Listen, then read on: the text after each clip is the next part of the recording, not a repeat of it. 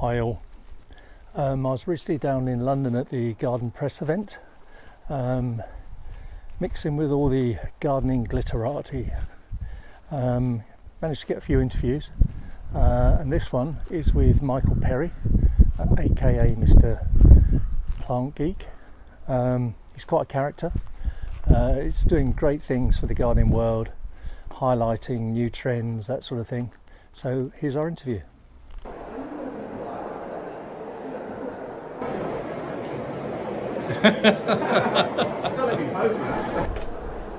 Right, it's now time for the Michael Perry interview. So Michael Perry, aka Mr. Plant Geek, welcome along. Hey, thanks for very coming. much. Yeah. So Michael, tell us about some new stuff. What's happening at the moment? What's going to be happening for the new season? That sort of thing. Oh, big question. Well, I usually put some trends together myself, and I believe trends don't happen that quickly. I feel like trends kind of last almost 3 or 4 years at a time. Like, we often refresh trends each year, but I think 3 or 4 years is good because they need a little while to bed in, as it were. So I feel like some of those trends are kind of moving towards sustainability, like especially with Xeriscapes. This is with an X on the front, which is really gardening without the need for any irrigation. So using drought-tolerant plants, so maybe outdoor succulents, verbena, ornamental grasses, and also using mulch over the soil. So it could be gravel, it could be bark, to give that kind of decorative edge, but also to keep that moisture locked in. So I feel like Xeriscapes is quite a movement, which is in with perennials, so kind of like prairie planting style. That's all right. We'll have to do that bit again, but I think we got to the end of prairie style. So yeah. Sorry about the the person walking across the camera. It happens. So sorry, Michael. Carry on. Cool. So also, forever bedding is quite a nice phrase that I coined myself, which is really annuals that you don't pull out at the end of the season. So kind of bedding that lasts forever. Clues in the name there. So this is things like Alstroemeria, Agapanthus, like really kind of, because I feel like bedding plants, people are going to be a little bit more, there's going to be more pressure on bedding plants of like, are they sustainable? How do we use them? Do they flower long enough? Are they good for pollinators? I feel like bedding will start to be used in window boxes, patio pots more.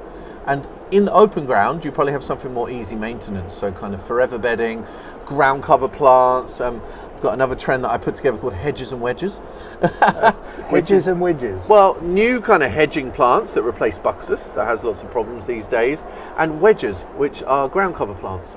Because growing more plants on the ground keeps the soil cool and also stops the weeds coming through as well. So another sustainable way to garden by using plants.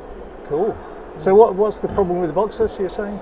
Yeah, so box has problems with caterpillars the last few years, box blight as well. So people are really moving to alternates. So there's things like Luxus green globe, Ilexit, which is a type of like Ilex that you can use in place of buxus.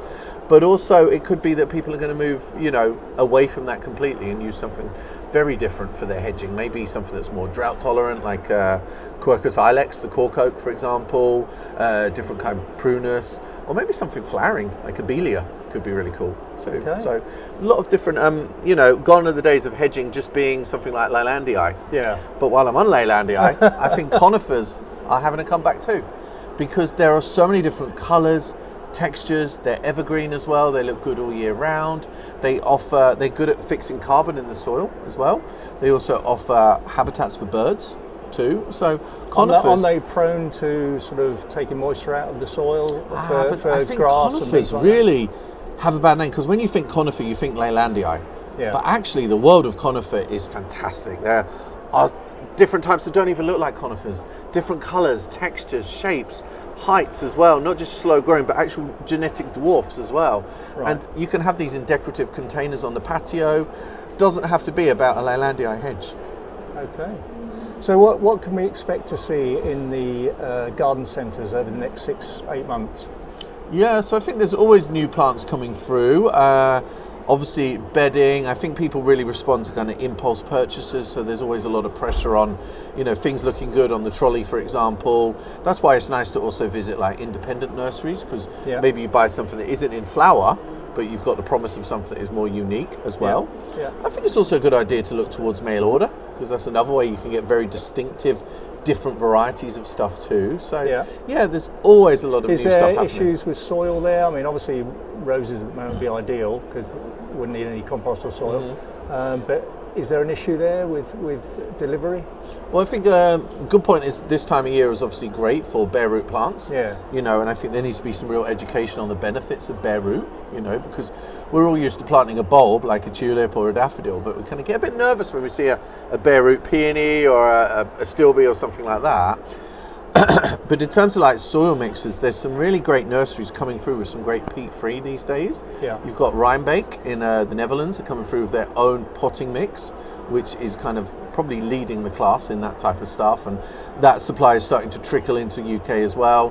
Also, when you look at houseplants, there's various peat-free suppliers available now, so there are options with that changing medium. When's that peat-free law coming in? Is it going to be a law, or is it just advisable that everything's I'm not sure. I think it was moved off to 2030, but I have to check out on that because I'm kind of always more about the plants, more of a plantsman, not always what you grow. No, I just thought because that would obviously drive a trend, wouldn't it? Yeah, of course. And I think, you know, if companies are wise, they're kind of preparing for that. But it's very funny what people use in different regions because I heard the other day in Australia, they're always puzzled that we make such a fuss about peat-free because they actually grow in peat-free naturally. They grow in coir. So they're kind of surprised that we then make a fuss about it. So it's so funny, different regions, what they do. Excellent. Well, thanks for your time, Michael. No worries. Thank Cheers. you. Really appreciate it.